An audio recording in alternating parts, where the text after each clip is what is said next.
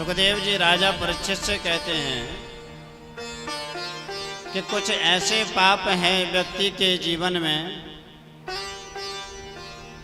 जो जाने और अनजाने में भी बन जाते हैं। ऐसे पाप हैं कि जिन्हें हम जान ही नहीं पाते हैं। तो ऐसे पापों से निवृत्ति के लिए हमें क्या करना चाहिए?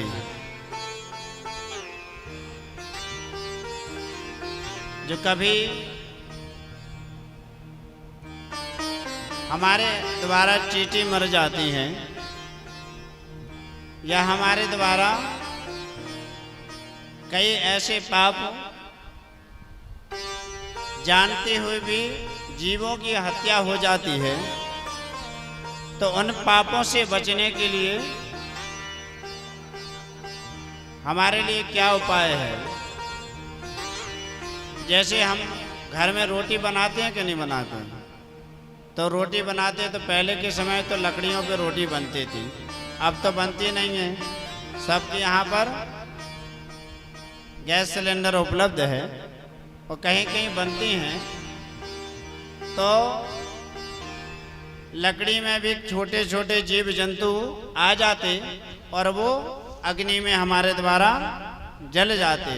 तो जीव तो वही हैं, तो उसका पाप तो हमें लगेगा, लेकिन अनजाने में वो पाप हुए हैं। यदा कि तुम होम भी कर रहे हो, हवन कर रहे हो, तो हवन करते में भी कंडे लकड़ियों में छोटे छोटे जीव जल जाते हैं। तो ऐसे जीव हमारे द्वारा जो मर जाते हैं, तो इनका प्रायश्चित क्या है? ऐसे पाप बन जाए उनसे मुक्ति के लिए हमें क्या करना चाहिए? तो कहते हैं गृहस्थ जीवन में यदि ये पाप बन गए तो उन पापों से मुक्त होने के लिए हमें पंच यज्ञ करना चाहिए।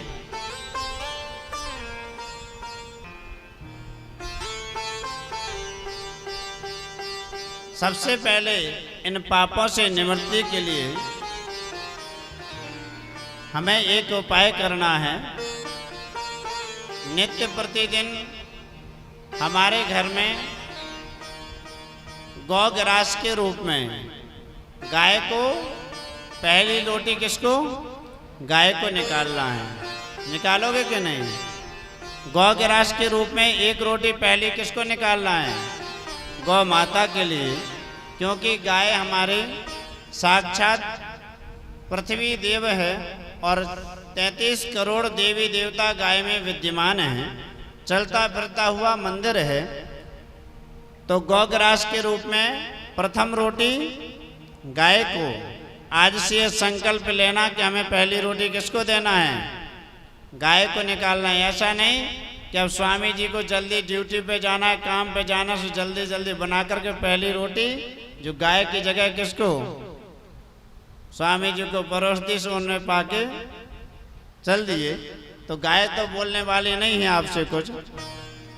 तो गौग्रास के रूप में जो ऐसे पाप बन जाते हैं, इन पापों से मुक्ति के लिए एक ही उपाय है, गौग्रास रोग नित्य प्रति निकालने लग जाएं।